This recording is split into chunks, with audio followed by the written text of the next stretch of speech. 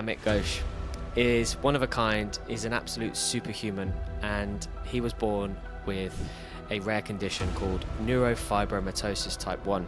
And this is where tumours grow on the nerve endings, and it only is in 1 in 3,000 people, so it really gives you an idea of how rare this condition is.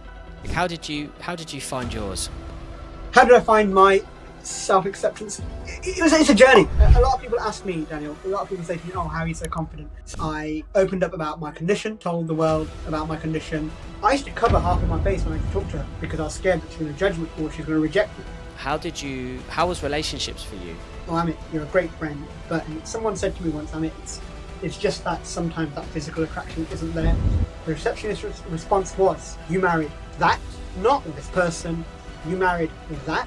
She made this really funny face and she said, I'm disgusted, I feel sick. And then I had this transition, and my wife is a huge role in where I got to. And if you want to see how this prosthesis works, I'm happy to show you as well. Yeah, please do. It's quite entertaining, but anyway, this just comes up like this. Ladies and gentlemen, welcome back to the Daniel Lees podcast. If this is your first time, make sure you head over, and whatever channel you're listening on, just press that subscribe button, because the more you do that, the more I'm able to get my show out there and all these inspirational messages out to some amazing people. And every week I speak to incredible people, and this week's guest is no different. So I want to make sure that we're able to get the traction that these amazing stories can be shared with so many more people. So just a simple subscribe can do so much. And also Spotify has just released a rating option. So you can go and rate us on Spotify now. So give us a little, 5-star, even I'll take a 4.5. But again, the more ranks we get, the more guests, the more credibility that I have. And we've done really well getting some amazing guests so far. But if you could just do that for me, that would be amazing. This week's sponsor is Ansem Skin, a natural skincare range for men. Everything is natural and it's packed full of active ingredients that help get rid of these fine lines. I'm actually wearing it right now, which is why I got a bit of a shiny forehead, because we've got the light on us. So, but yeah, it's an amazing product with an amazing brand and biodegradable materials for the packaging. And for every product you buy, they'll plant a tree on your behalf in over 47 reforestation projects around the world. So go check them out. And some skin link will be in the description. This week's guest, Amit Ghose, is one of a kind, is an absolute superhuman. And he was born with a rare condition called Neurofibromatosis Type 1. And this is where tumours grow on the nerve endings. And it only is in 1 in 3,000 people. So it really gives you an idea of how rare this condition is. And Amit has gone along with this for his whole life and had to experience it from a young childhood all the way up to his adulthood. And this is something that Amit has had to deal with his whole life. And today we're going to share the story of his lifelong mission to create some awareness around this rare condition, so that in the future, when you do see people with the same condition, you're a little bit more educated and understand that what these people have to go through on a day-to-day basis. Amit's had to take some serious bullying as a child, and even now to this day still gets comments from randomers in the streets, when this guy is probably one of the strongest people I actually know to be able to go through such a situation and come out at the end of the tunnel laughing, smiling, more in love, has a great job, and is really thriving. And there's so many life lessons that all of you listening to this today could probably take a lot of advice from Amit. So without further ado, guys, please join me in welcoming this week's guest, Amit Ghose. How are you, mate? I'm very well, Daniel. Thank you very much for having me. And that's quite an introduction. Thank you so much. It's a pleasure. The thing is, I'm so blessed to have a podcast where I get to meet amazing people like you, because if I didn't speak to amazing, incredible people each week and share these incredible stories, I wouldn't get to meet people like you. And you've got one incredible story. And, from what we spoke about when we spoke offline, you just, you're such a strong person. And I meant it when I said it, that a lot of people really, as in this day and age, can learn a lot from you, and I'm excited to dig deep into that. But Amit, tell us who you are. Thank you. So yeah, my name's Amit Ghose. I was born with this rare condition, like you said, called Neurofibromatosis Type 1. It's a condition many people can't even pronounce, let alone understand what people go through living with neurofibromatosis. It's more commonly known as NF1, just to make it easier for people. Um, yes, you're absolutely right. It's a condition that causes tumours to grow on nerves. It can grow anywhere in the body. For me, it grew on my face, resulting in me losing my left eye when I was 11 years old. So the eye I'm wearing is actually a prosthesis. And yeah, I'm here. I'm on a journey to help, support, inspire people become more confident in who they are. Living with a visible difference has taught me many challenges and made me face many challenges in life. And one of the biggest challenges were people staring, people commenting, being stigmatized, people making assumptions about things I can and can't do. And over the years, I've accumulated different techniques to deal with those things, and that's made me more confident. And now I want to share those with the world using sort of platform like yours, Daniel, where people can listen, get some inspiration, and learn a little about how to be more confident in who they are, how they are. Yeah, I think it's such a what that point just there is a huge, very important point because it's about kind of like self acceptance. And there was a podcast I did a couple of episodes ago where the guest nearly killed herself by having body filler because it went wrong and they'd injected it incorrectly, gone into the muscle, basically poisoned her body from the bottom up. And one of the questions I asked was why. And we live in a society now where we just click on our phones and you see a perfect picture of a perfect human, which in reality is more broken than anyone that's actually viewing their stuff. And they're constantly making alterations to their body and the way they look and even editing photos. And it's almost like with, this false economy of like perfection, which just doesn't exist anymore, No, it doesn't. We're always looking, the way I look at it, Daniel, we're always looking for validation outside. We're posting pictures online. We're looking at how many likes those pictures have. We're looking at how many people have commented on those pictures. We're always looking to be validated by somebody else rather than looking at ourselves. And like you said at the start, self-acceptance. We can have all the surgeries and all the cosmetic makeup in the world, but if we haven't discovered ourselves, if we haven't looked within ourselves about what truly makes us happy, no layer of makeup or no layer of surgeries is actually going to complete that void. That's what I believe. Yeah. And whilst we're on that topic, how did you find yours? How did I find my self-acceptance? It's a journey. A lot of people ask me, Daniel, a lot of people say to me, oh, how are you so confident? So yeah, just to tell you how I got to the point where I am now. 3 months, 4 months ago, I created a I've created a social media video where I opened up about my condition, told the world about my condition, and said that I want to help, support, and inspire people. Within 24 hours, that video went viral and I had over 100,000 views. Following on from that, that viewership grew, and a lot of people keep messaging me, keep sending me DMs, asking me, Amit, what makes you confident? How are you so confident? And I always say to them that it's about self-acceptance. And they say, oh, well, that's easier said than done. It's easy to say, accept yourself. And I tell them, absolutely, that's absolutely true. It's easier said than done. It takes time. It takes consistency. It takes believing in yourself that you can actually get through it. When I was in school, primary school, at the age of 5, 6, 7, I had no friends. Nobody wanted to sit next to me. Nobody wanted to know me. The kids in the classroom were either scared, curious, or the ones who did feel a bit empathetic were too scared to come and sit next to me because they felt as if the cooler kids in the classroom won't sit next to me. And as I grew older and I went to secondary school, I grew this passion and love for cricket. And every day I'd come home after school, Daniel, and I'd play cricket by myself. I'd have the bins that we used to have, the big bins, and I'd bowl to the bin every single day. From about 4 o'clock to about 6 o'clock every day, I'd just bowl and bowl and bowl. And one day I was in school and I was walking out of school and there was a group of boys playing cricket. And I said to them, can you hand me the ball? Can I have a ball? And they laughed at me and they said no, and they ridiculed me and they said some jokes about the way I look and said that, I wouldn't be able to run. this, that, and the other. And I said, no, look, please let me have a bowl.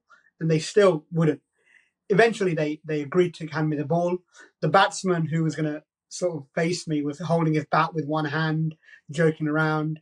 I was a seam bowler, so I held the seam with one of those orange wind balls, took a bit of a back step, took my run up, came in, bowled the ball. It went outside his stumps and he swung and he missed. And everyone suddenly just looked at me. And everyone was like, well. And then the wicketkeeper who was standing behind the stumps gave me the ball back and said, I won't do it again. So I did it again. And then the third time, I said, I'm going to bowl him out in my head. I said, I'm going to bowl a Yorker, bowl at his feet, and I'm going to bowl him out. And I was staring at his feet and I was running up and I did exactly that. I bowled him out. And the PE teacher the following day said to me, who saw all this happening, why don't you join the cricket team? And here's the shift, Daniel. Suddenly I went from Amit, the guy with the funny face, to Amit, the guy who plays cricket. And that is the kind of starting point, unknowingly at that time, of me opening up my personality, opening up who I am, embracing who I am, and letting the world recognize me as someone other than a guy with just a funny face. Yeah. And I mean, how long ago was school? Like, how old are you now? I'm 33 years old now. So school was what? Yeah. 15, 16. Secondary school was what, 15, 16 years ago? Yeah. So you're a year younger than me. So, and how old were you when you started playing cricket then? How old were you at this stage when they saw you as the cricketer, not as the... So this was probably year 8, year 9. And before that, as a child at that age, you don't know what depression and anxiety is. But looking back now, I can very much tell you that I was going through those emotions of depression, of anxiety, of isolation. I used to come home every day and cry and not want to go back to school the next day. Yeah. It was absolutely horrible because I feared that people aren't going to accept me. People aren't going to want to know me. Yeah. But then everything kind of changed after when you joined the cricket team. That was a starting point. But to rewind just before that, I mean, one of the big points in my life where life got really difficult and school got really difficult was when my left eye was removed. So the tumour started to grow at the back of my eye. And when I was 11 years old, the doctors said that they have to remove my eye because the brain was just rejecting it. And they said eventually the eye would just pop out if they don't remove it. Oh. So I had to have this major surgery at the age of 11. I had no choice at that time if I could have the surgery or not. My father at the time had to consent for this huge surgery. And I was left with an empty eye socket. That with some magnets, which I can show you as well, where the eye clips in.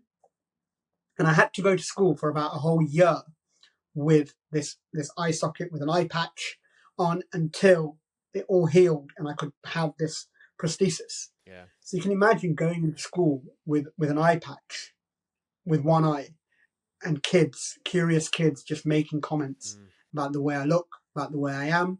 Oh, were you hit by a bus? Oh, did you get punched in your face that your eye fell out? Oh, you're half-faced. Yeah. And whatever word they could put after that.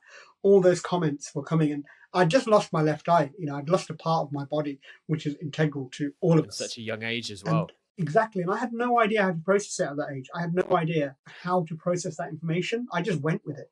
I just went to school. I just thought I've just got to get on with it. And I tried to get on with it.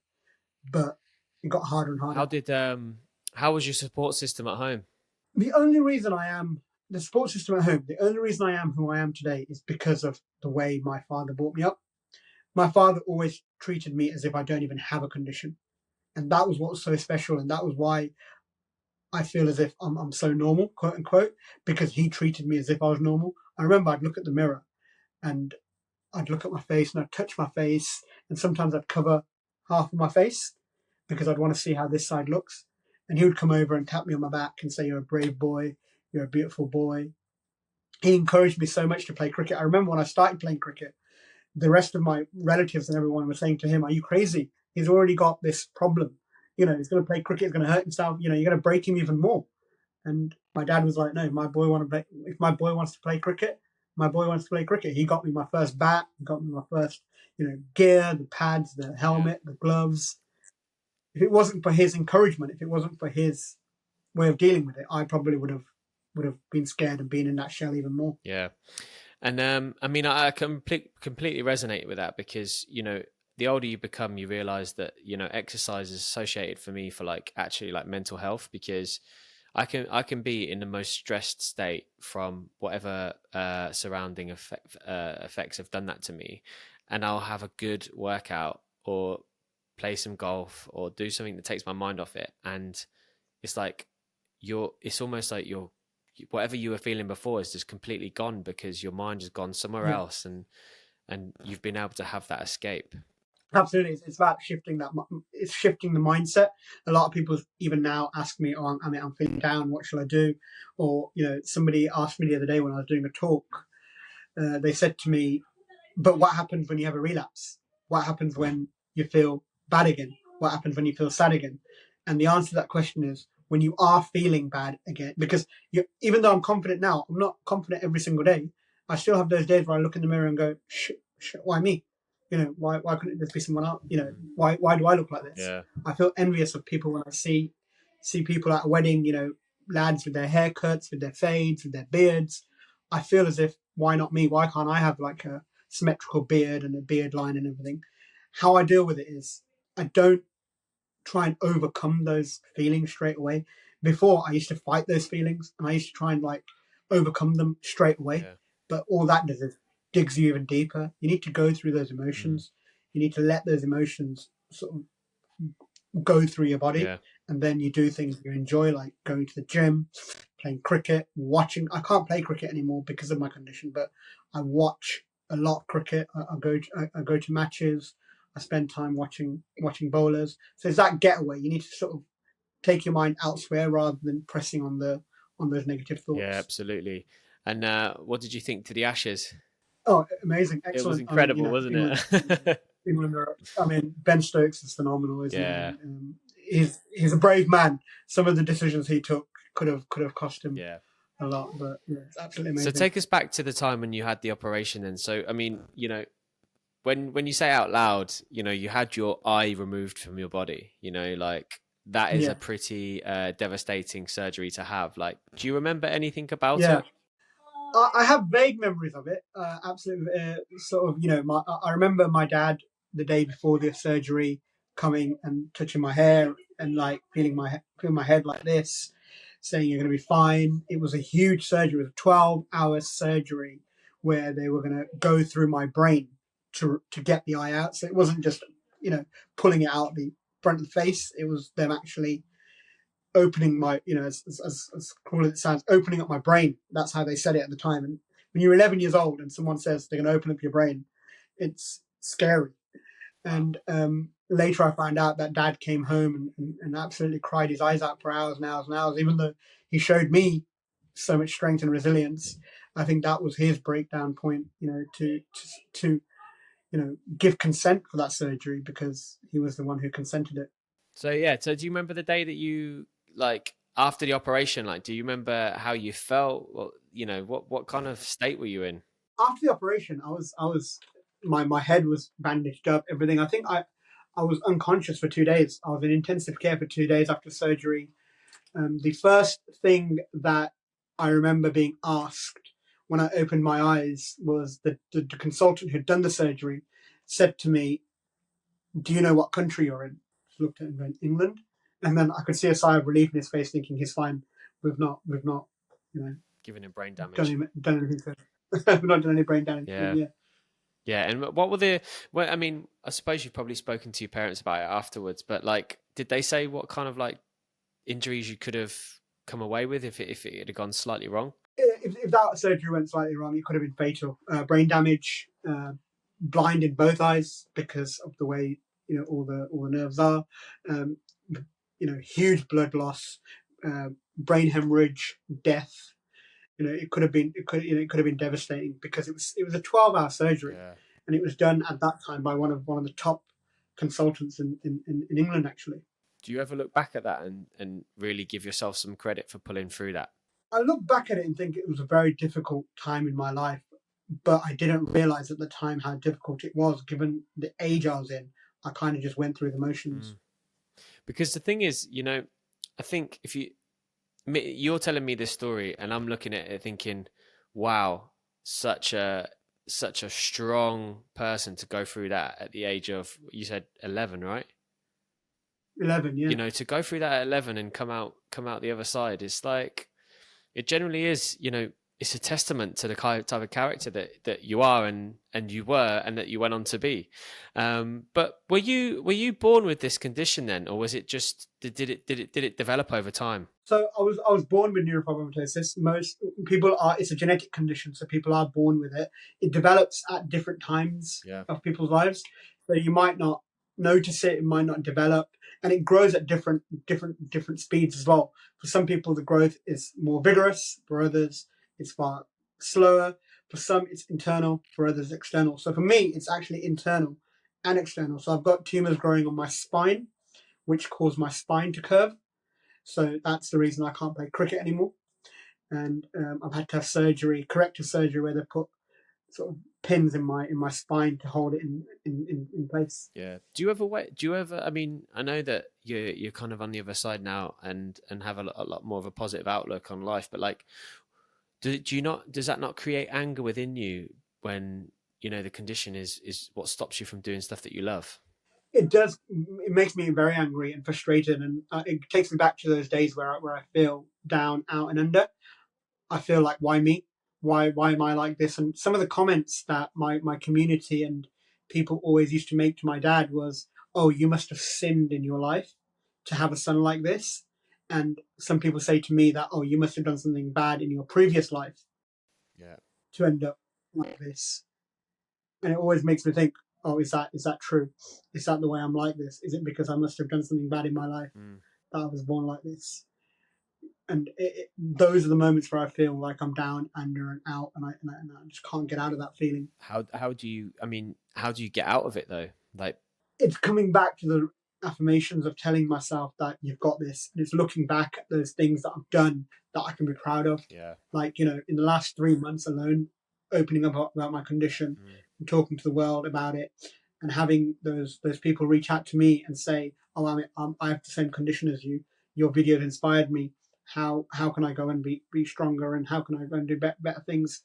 It's knowing that I can now, using my condition, I can create a positive impact on society and on the world. Yeah.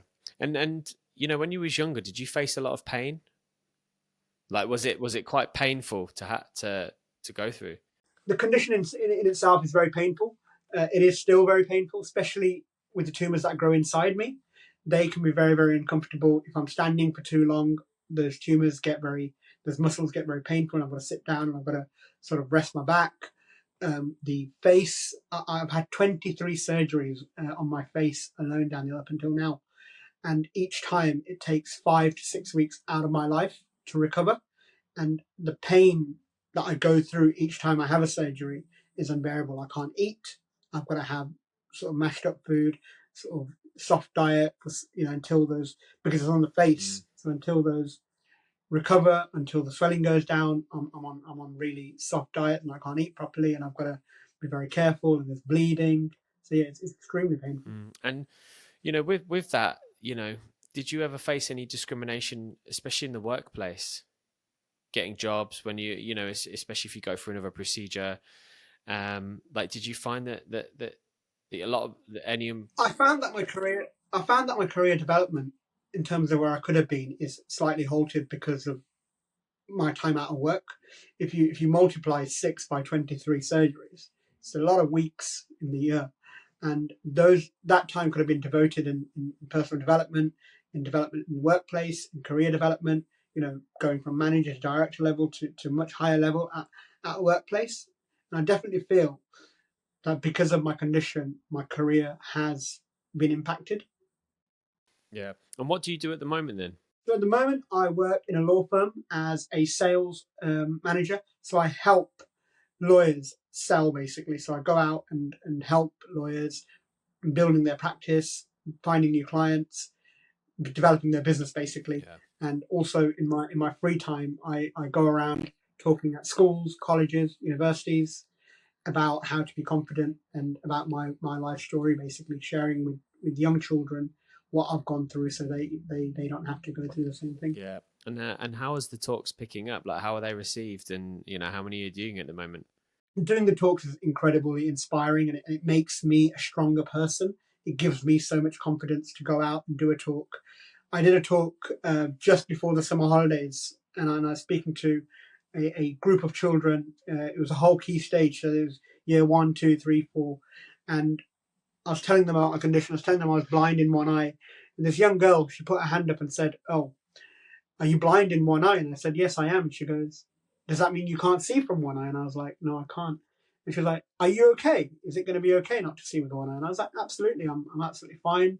I'm here standing in front of you talking." And she goes, "I've got one eye as well. Am I going to be okay?" And before that moment, she hadn't opened up and told her class about her condition.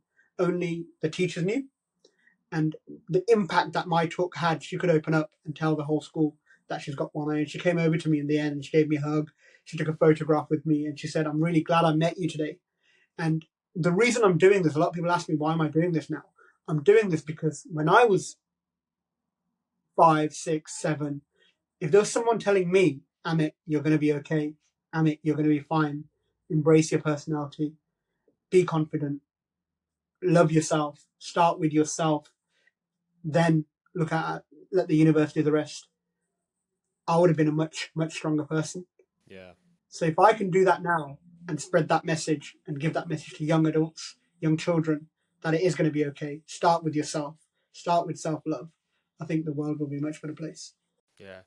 And at what point, you know, you mentioned obviously after the operation you had like an eye patch. So at what point did they actually put is it called a prosthesis? Prosthesis, Yeah. yeah. So this prosthesis, they put the prosthesis in exactly a year after my surgery, because it took a year of healing all the muscles, all the skin around here.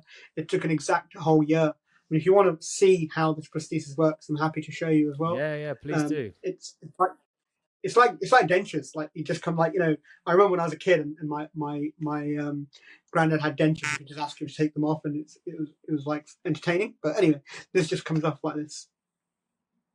And is it magnets inside then? It clips It's it on. magnets, yeah. It's magnets on the back, magnets in the back. I've got magnets here on my face, and it just clips back on like this. Do you ever face any irritation? I do, especially in hot weather. It's very, very hot today where we are, and the back of the eye gets very, very sweaty. If I'm at home, if I'm not in meetings, if I'm not on a podcast, I'd normally just leave it open. Yeah, I was going to say, do you ever go out, so like, for example, on a hot day, like if you go, maybe if you're going on vacation as well, like, do you ever just think, do you know what, fuck it, I'm just going to walk around with take it off because it's uncomfortable? I'd love to do that. And I'll tell you something, before I started opening up on social media, and before I started talking to social media about my condition, I could never even do what I just did 5 minutes ago. I could never take my eye up and show somebody. I'm at a point now where I can do that. I've done that online. I've shown people how the eye works. And I think next time I go on holiday, I actually think I'll probably be in a place where I'd be comfortable with walking out without my eye. Yeah.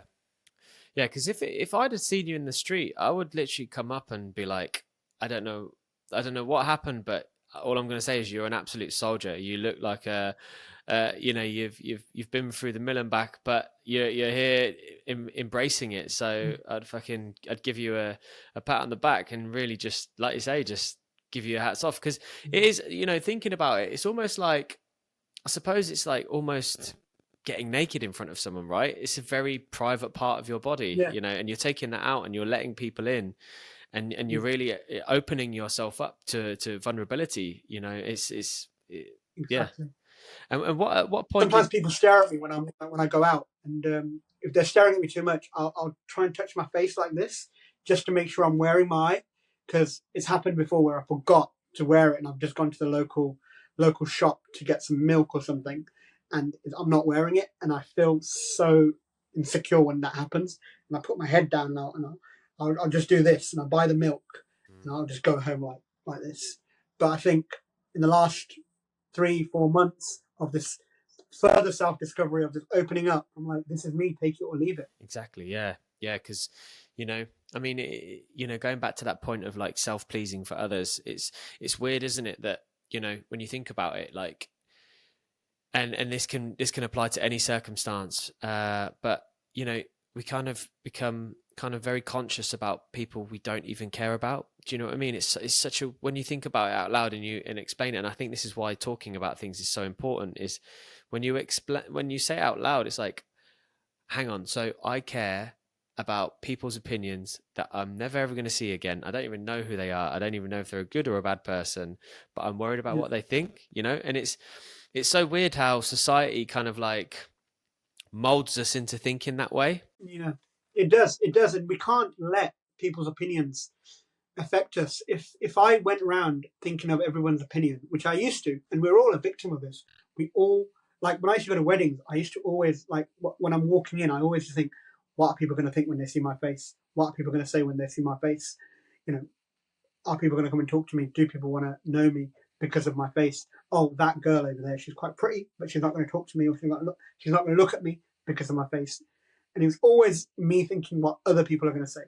And then I had this transition, and my wife plays a huge role in where I got to, about this is me, take it or leave it. Now I'm in a place like, yeah, this is me, take it or leave it. And the reason why, and I want to tell you a little bit about my wife as well. When we started speaking, Daniel, me and her, I used to cover half of my face when I used to talk to her because I was scared that she's going to judge me or she's going to reject me. And I did it 2-3 times, and then one day she goes to me, "Can I say something?" I was like, "Yeah." But why are you covering half of your face? If I marry you, I'm going to marry all of you. I'm not going to marry half of your face. So quit showing me half of your face and just be you, be authentic. And that was also another shift in my mindset, thinking, actually, this is me.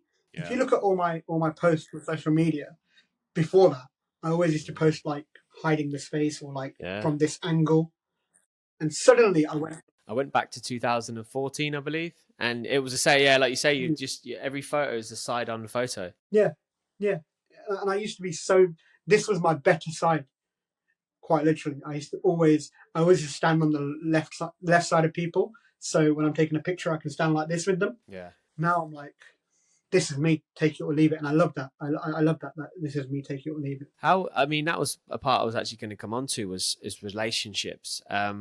How did you find relationships? Obviously, when you grow up and you're leaving school and you're going on to studying and going into university, how was relationships for you, friendship wise and also romantically? Friendships were great, to be fair. I'm not going to lie. I had a lot of good friends, which is why I became who I am today. I had a lot of good friends around me who treated me, quote unquote, normally. They didn't treat me differently because I had a condition. Had they done that, I probably wouldn't have been the person I am today, just like my family treated me normally. Relationships were a bit different though. Like every time I saw a woman or a girl in college or in university that I quite fancied or quite liked, I started talking to them. They were fine up until the point where I was being friendly.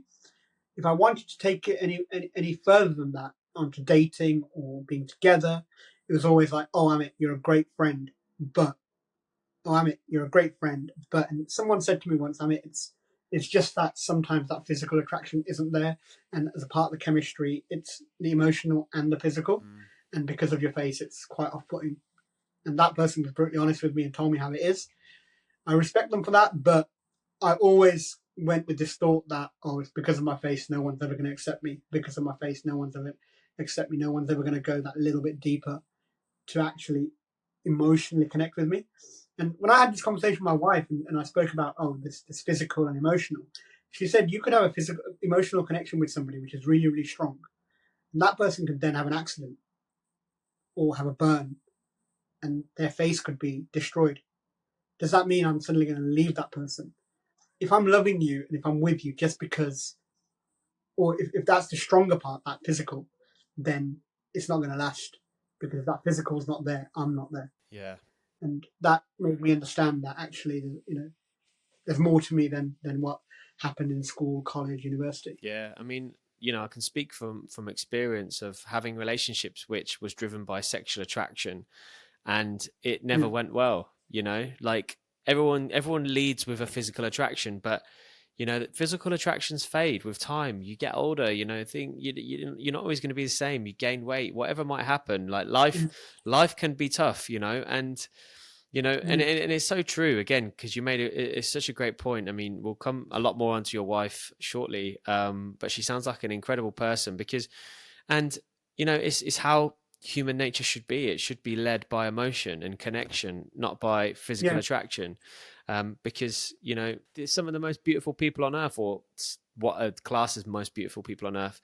You sit them down and have a chat with them, they're about as boring as two planks of wood. So there's a lot to be talked around about that. But did you have any relationships leading up to your marriage with your wife? Nothing substantial, nothing long term. It was all that. Yeah, it was there or thereabouts, where people were with me. Sometimes because people were curious. I actually had somebody who told me that they want to be intimate because they want to see how it is to be intimate with someone with a funny face, and I was like, Is that okay. how they used to describe you though? Say you had a funny face. Yeah, I had a lot of people saying I had a funny face. I had a lot of people saying blob. I don't know.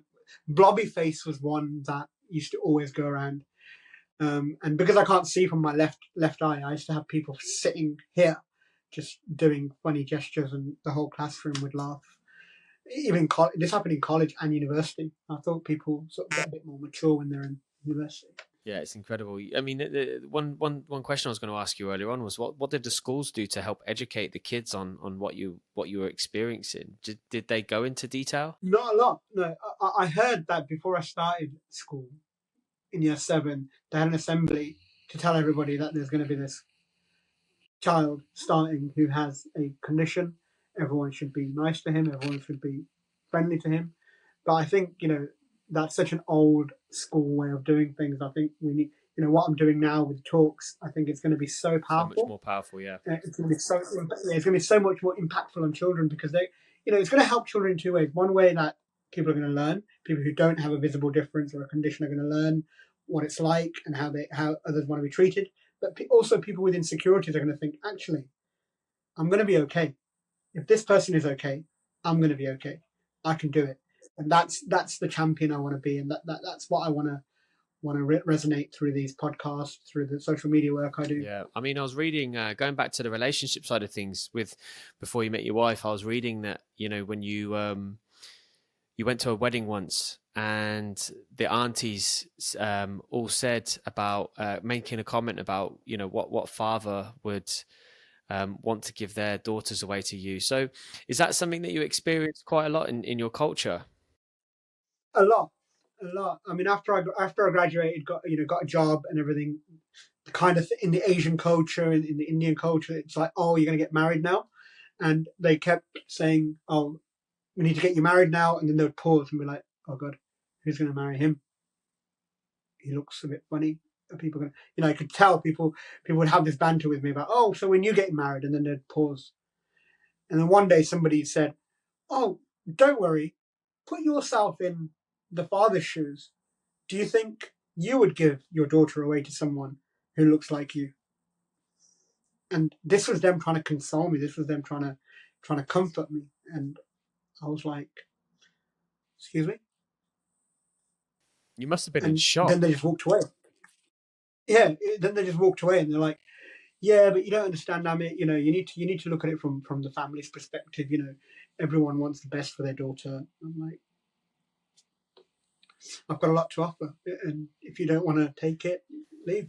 Yeah, I mean that it's stuff like this which makes me question sometimes culture, and some of these old school beliefs, because obviously living in the Middle East, I'm surrounded by Mm. old school beliefs, and it's a very multicultural place, so I've seen a lot of things, and it does beg the question of where some of these cultural norms actually lie with society nowadays, because Yeah, the one good thing about today and living in today's society is it's generally quite acceptable to be whoever you want to be, and that's why a lot of people are identifying as all sorts nowadays, which I suppose is great because of tolerance and how people can want to be perceived.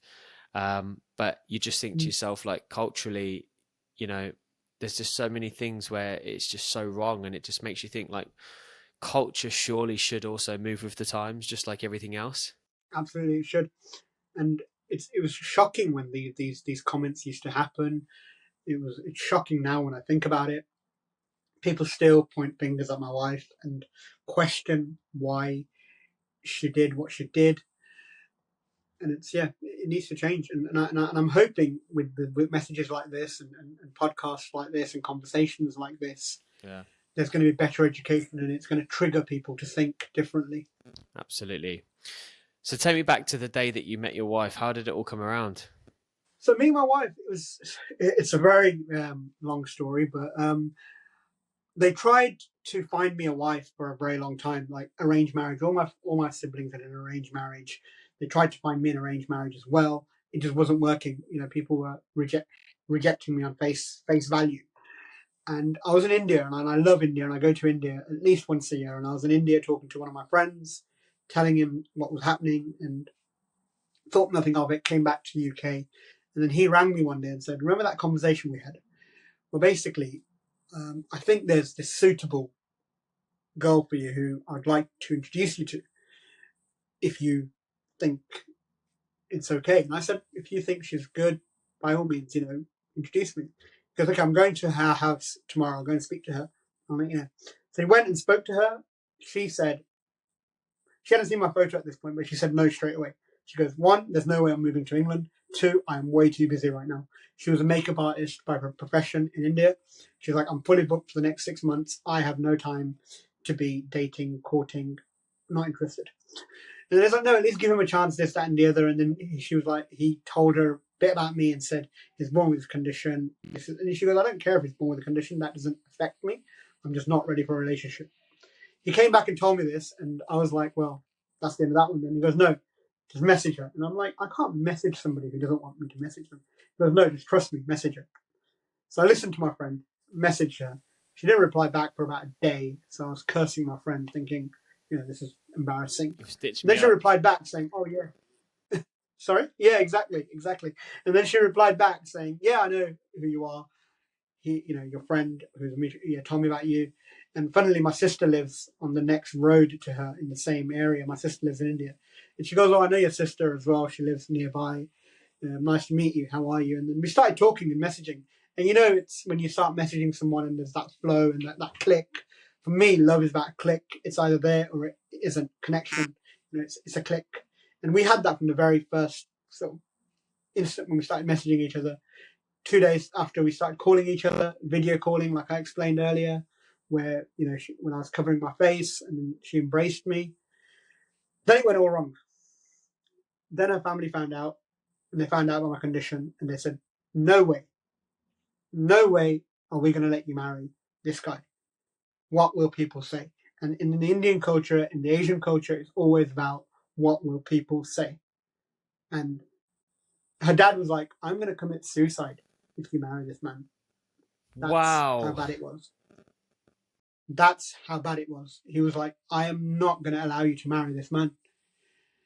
And then she had these conversations with her family about why and what it is. And they thought she just wants to get married. They were bringing random alliances, random rishtas, they call it in Hindi, which is, an alliance when they bring a family and say, oh, how's this family? And she's like, I don't want to get married. I want to marry him because we've got a connection. And her father was like, look at the condition he's got. What if you go to England and then you don't get attracted to him anymore? What will happen? This, that. And then she said to them, and this is what changed their mind in the end. She said, here's the deal. I'll marry anybody you want me to marry, but I want you to sign a document that says that person will never have an accident, never anything misfortune won't happen to him that will cause him to have a bad face, lose an arm, lose a leg, break a leg. If you can do that and tell me that he's going to remain perfect throughout his whole life, in your books, I'll marry whoever you want me to marry. And they all just had this blank face on there, thinking, okay. And then they went with it. But they said, my sister went on the day to fix everything, to fix the date and everything. And they said, well, it's fine, she can marry him, but no one's going to come to the wedding from our side. We'll just have this small, simple wedding in a temple, and you can take her away. And that's unthinkable for an Indian wedding because Indian weddings are big, fat, flamboyant, last like weeks and weeks. And that really broke her heart because, every girl dreams of having a big fat Indian wedding. And she didn't get that because nobody came to the wedding. So when she came over to England, I managed to, with the grace of God, managed to give her a big fat reception party where we had over 400 guests, and she got to dress up as a bride and really enjoy herself.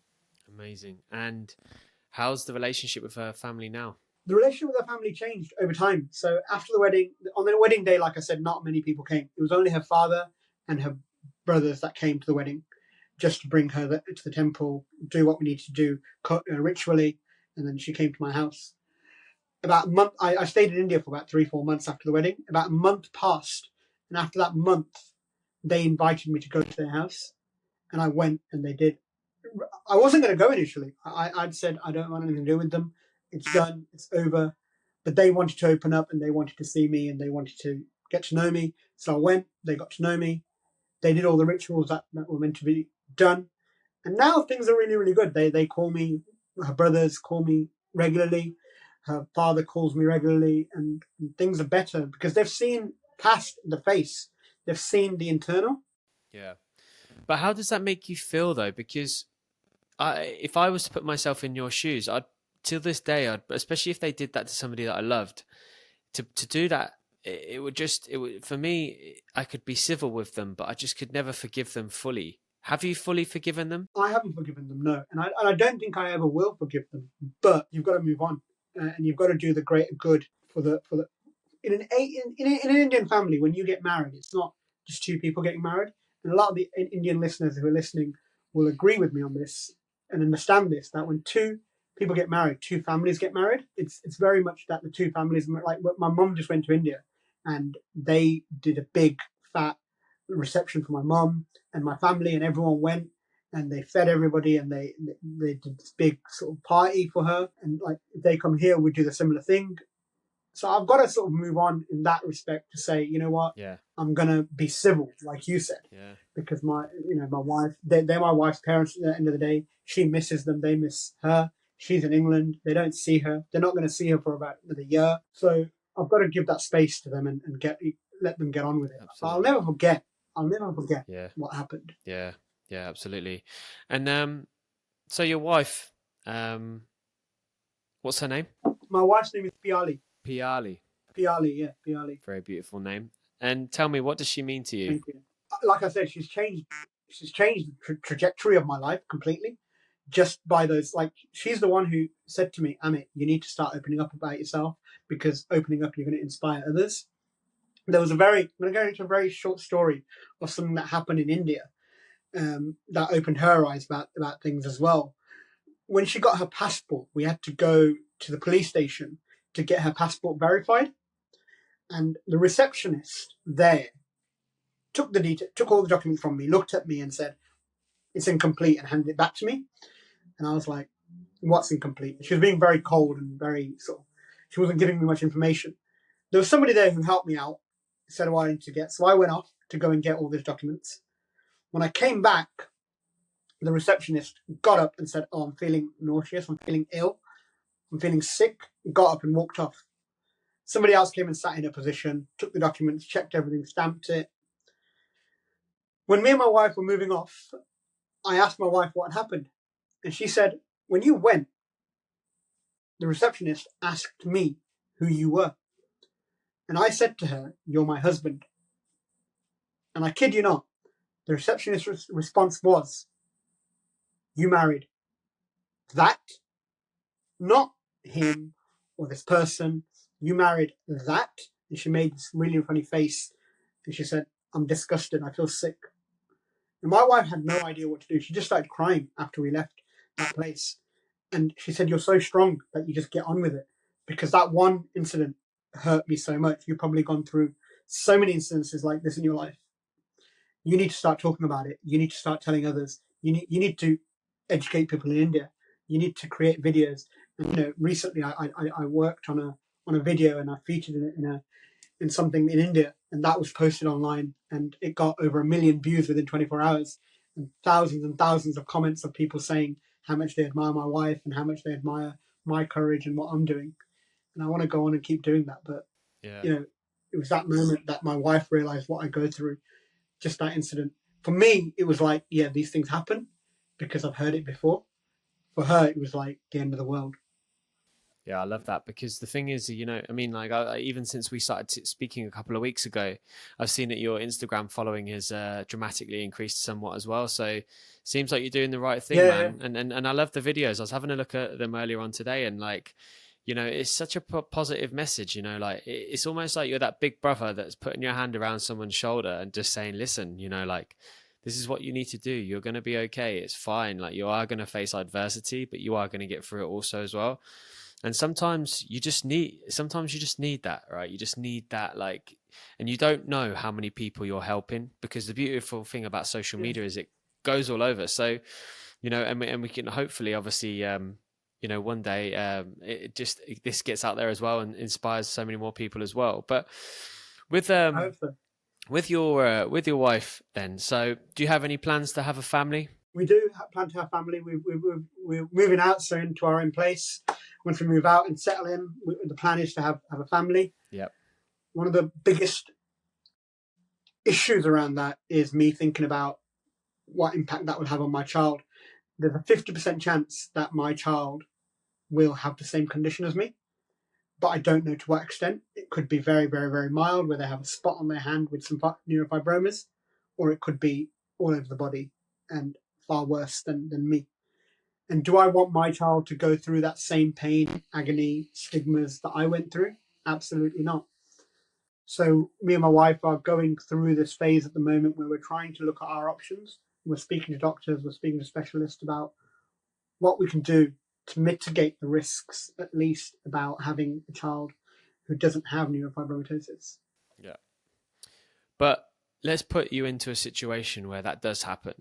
But like, what would you Mm-hmm. do? Because like, I'm actually I'm surprised at your response, and this is the reason why I'm going to ask this question. Because coming from a family which loved you no matter what, do you not think that you could put that same love into your child no matter what happens?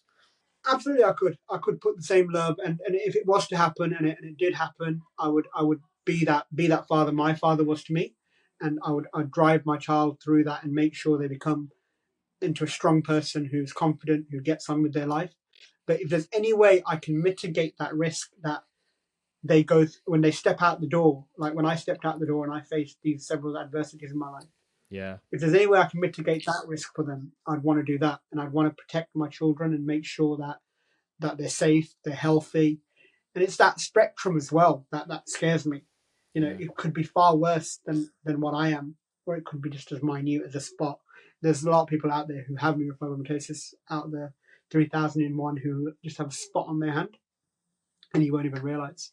So that's one of the reasons, and I think my wife also wants to have a child who is healthy and doesn't have neurofibromatosis and doesn't have that scare. And there's two types of neurofibromatosis as well. There's type 1 and type 2.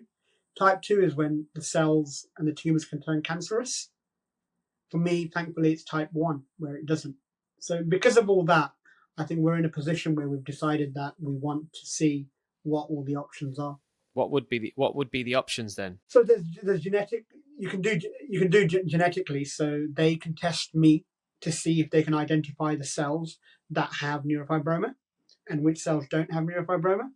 Once they've done that, they can then go through scientifically IVF treatment where they can remove those cells from me and Yeah. then plant them into my wife. Nice. Nice. Well, wish you all the luck with that. Now, Thank you. let's talk about your mental health then. So, what's your relationship with mental health? Um, I don't. Well, I never used to think about it a lot in that way. I always used to have these moments where I'm not feeling myself, not feeling who I want to feel, feeling as if I want more from life. And like I said, the only way I got through that was by just telling myself that I can get through it, I can get through it, I can get through it. And I always used to believe that I'm getting through it somehow. It's a really difficult one to answer. It's a really difficult one to answer because it comes in and out of my life where some days I'm like, shit, why me? Why am I like this? I hate this. I want to look normal. And then some days I'm like, well, what is normal? What do you think about when you're going through those moments? What do you think about to help you get through it then? So I know you said about obviously you're going to be okay, but like, is there any way? Is there anything that you do, like for example, taking your mind to a different place and just thinking about So something one of that the makes you things happy? when I am feeling down, upset, Daniel, a lot of the times I go for a walk. I love going for walks. There's a canal at the back of my house. I go for a walk there. Another thing I do is music. Music is my getaway as well as cricket, as well as walks. I used to play a lot of percussion instruments when growing up. I used to love learning the drums, and every time I go on holiday, I collect like a musical instrument. A lot of people collect fridge magnets. I collect, drums and small instruments. And whenever I'm feeling down, I'll lock myself up in that room and I'll play some music and I'll pick up my percussion instruments and I'll start tapping them. I'll start creating some music or I'll start playing with the rhythm of whatever song I'm listening to. So those are the things that I kind of do to get away from those thoughts whenever they occur. Yeah, and when when you're going through these situations, like, and I think the reason why I want to ask these questions is I know it might open up a bit of like some emotions. So answer what you would like to answer, but I'm just thinking about the audience and people that listen into the show that probably go through the same sort of depression or emotions as yourself. But what type of emotions have you felt in kind of like your darkest times? Like, what do you feel when you're going through it? Cry a lot, and I have cried. I feel this frustration where I just want to, like punch myself sometimes. And I'm really thinking about your question now, and I'm coming to these moments where I've felt angry and sad. I'm like punching myself, you know, trying to like punch my phone, really get frustrated, and I sit on the floor sometimes on my bed, and I cry, and I let it out by crying because I know if I cry, then those emotions are gonna come out. Because if I keep holding them, they're gonna frustrate me more and more, and those thoughts are gonna spiral about why me, why am I here, what am I doing, you know, how do I end this? All of those things happen. So sometimes it's like really frustrating. Like when you're really frustrated, you go, Yeah, ugh, yeah, and you're just angry. Like you're just angry at life. You're angry at why everything is happening the way it's happening. That's what happens, and that's when I've got to say, Amit, snap out of it. And it's not easy, and I don't snap out of it always. Sometimes I'll punch my wall. Sometimes I'll punch my hands. Sometimes I'll rub my face really, really hard. I look in the mirror and rub my face really, really hard, thinking, why me? Because I don't have beard. One of the things that really gets me angry is I don't have beard growing on this side of the face. mm, So I've got a really nice beard line here. I've got a really nice moustache going, but I don't have anything growing here. And that makes me really angry. And I think, oh, if I had a little bit of a hair here, it would have looked really, really nice. And whenever I'm going somewhere to an event, a wedding, I keep talking about weddings because you go to an Indian wedding, you see everyone just glammed up. And whenever I'm going to an Indian wedding, I'm like, shit, there's going to be everyone glammed up, looking their best, and here's me. I can't even get a beard to grow properly on this side of my face because of my tumors. And again, that makes me angry, frustrated. I get, like I said, I'll sit on the floor, I'll cry, I feel like this is horrible. I just want to end it. I just want to rip my face out and put a normal face in there. yeah. Thank you for being so honest. I mean, it's a difficult thing to talk about, and there's some guests that I've had on the show before, which just that they don't really open up as much as what you've just opened up with. So I really do appreciate that, and thank you very much. Because you honestly, one thing I've learned about doing podcasts is you really just don't know who you're helping, and I get that Yeah. so much now with people just messaging saying that episode with X person has just helped me so much. So thank you for that. But do you still think? It never is easy to open up, and I think actually talking about opening up, sometimes you don't even open up to yourself. Like I won't even admit to myself that I've got anger issues when I think about my condition. I won't accept that. But no, I'm fine.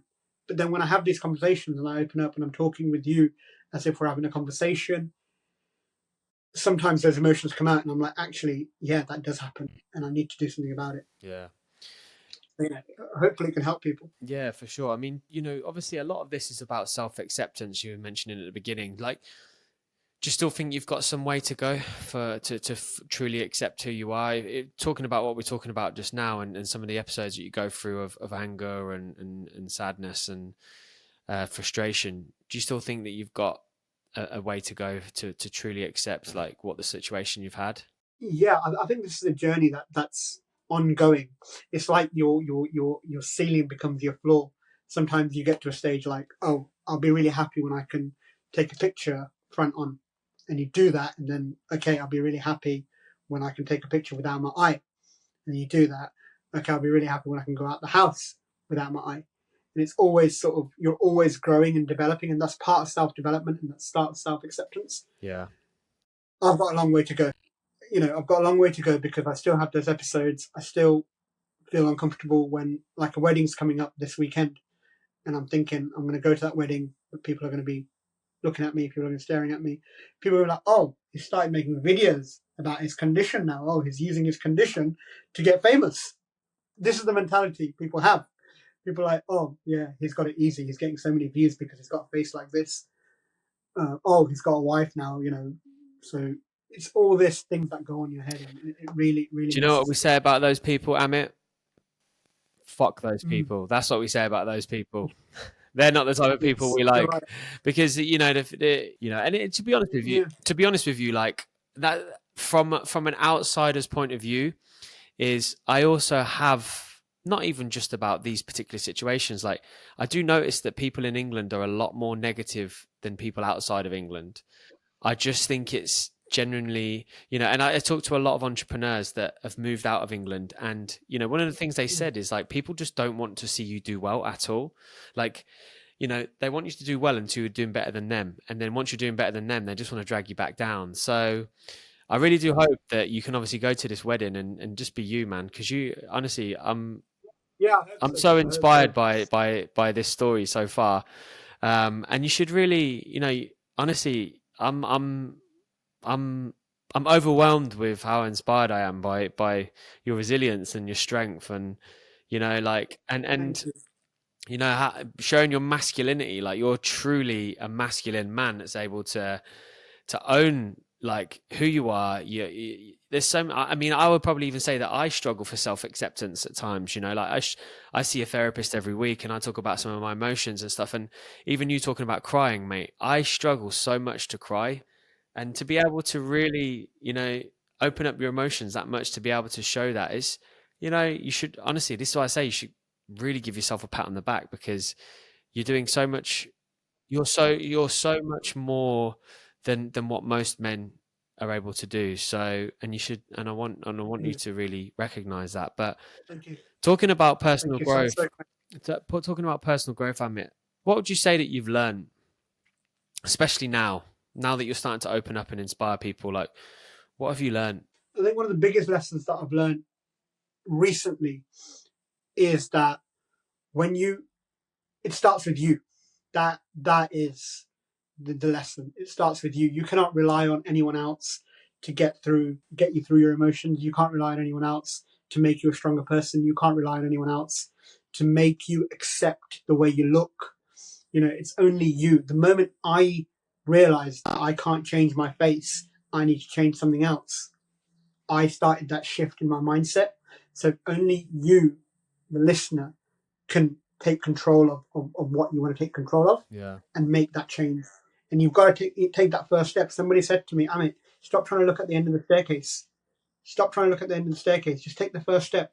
Because when you take the first step, that's when you'll see the next step.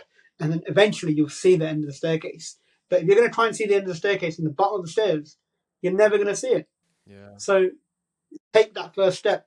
And for me, sometimes I think, oh, that first step was creating that first TikTok video that went viral, because that allowed me to open up to people. That allowed people to come to me and say, Amit, your stories inspired me, which in turn inspired me to say, I want to go and do this to more people. I want to, I inspired a school. I want to inspire a college. I've inspired a college. I want to inspire a university. I want to go out and, I put a video up today saying I want to go out and travel the world and talk in schools and colleges and universities just about love and acceptance and who we are, what we are, how we are. No, 100% agree.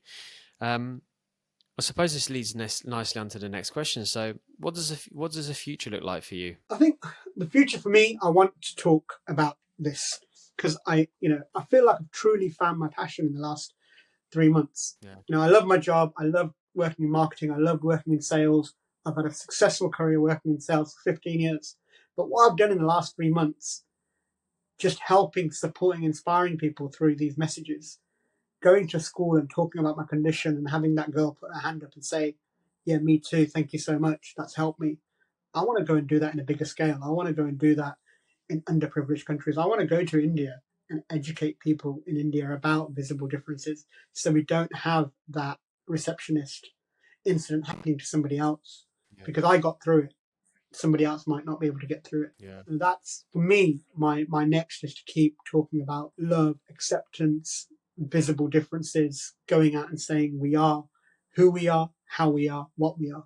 And that's, I just want to resonate that in people's mind. Yeah, for sure. I mean, I there's, you know, I always talk openly about my challenging relationship with my parents growing up. But one thing I do really thank them for is teaching me some morals and how to treat others and everybody is equal. Yeah. Because when I was at school, honestly, I was, and this is why I wish and I hope in the future, and I think that we're on that way because, we're starting to accept a lot of things. But I do genuinely hope that one day, these things are a thing of the past and everyone is accepted for who they are. Because when I was at school, all I could do was when I met somebody that had autism or had a visible differences, I just wanted to bring them close to me. Do you know what I mean? Because for some reason, I just felt like almost the pain that they were going through by seeing how they were treated. So yeah, I hope your message and these talks can go on to that. But what would you say has been the most inspiring moment for you so far then, outside of the little girl at school?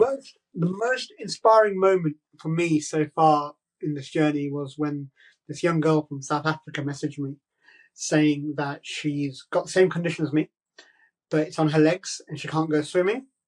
And I asked her why. Why can't you go swimming? And she's like, well, if I wear a bikini and go swimming, my tumors will show, and I don't want that. And I said, why? And she goes, because my friends won't like it and they won't hang out with me and they might unfriend me. And I just said to her, look, do you want friends who will treat you differently just because you've got a few tumors? I think you should accept who you are, embrace who you are. I gave her my message that I've been giving online. And she said, thank you, that's helped. And she went off on her way. 2 weeks after, she messaged me and said, Amit, check my Facebook post out. She sent me a link and I went on it. And it was her standing in a bikini with a comment on holiday, the comment saying, I have neurofibromatosis and I'm proud of who I am. And for me, that was that I could do that to somebody, that I could inspire someone to open up so nicely and accept themselves and say to the world, this is me. For me, that was the most inspiring moment. And had that not happened, had that incident not happened, I don't think I would have carried on doing what I'm doing. Because in my mind, when I started doing this, I said, if I can change one life, I'll feel as if my mission has been successful. And I changed that one life. And then I said to myself, now I've got to keep going doing this. Exactly. I've got to keep messaging. I've got to keep creating this content. As you said, mate, you're taking that first step, and then next time you're going to take a leap and you're going to do 3-4 steps, and then that is going to compound its interest. So yeah, keep doing what you're doing. But do you think it's ever going to be curable? It's not curable, no, not at the moment. Who knows what technology can do? The way the condition works is the tumors keep growing. So even though I've had 23 surgeries in my life, I'll have to keep having more, because the way my doctor once described it to me when I was younger was, if you think of like some spaghetti, you lift the spaghetti up, but the weight of the spaghetti keeps bringing it back down. So they lift my face up, but then it comes back down. So then they'll do some more surgery and they'll lift it up again, but then over time it'll come back down. So that's what they do. And at the moment, there's no cure, but there is research out there. So who knows, if there is any listeners, if they know about any research that's happening, do reach out. And just one final thing I want to ask you, Amit. If you could go back to your younger self, pre-operation, and say one thing, what would you say? It's going to be all right. You're going to get through this. Focus on yourself, focus on who you are, and love yourself, because the universe will do the rest. Yeah, amazing.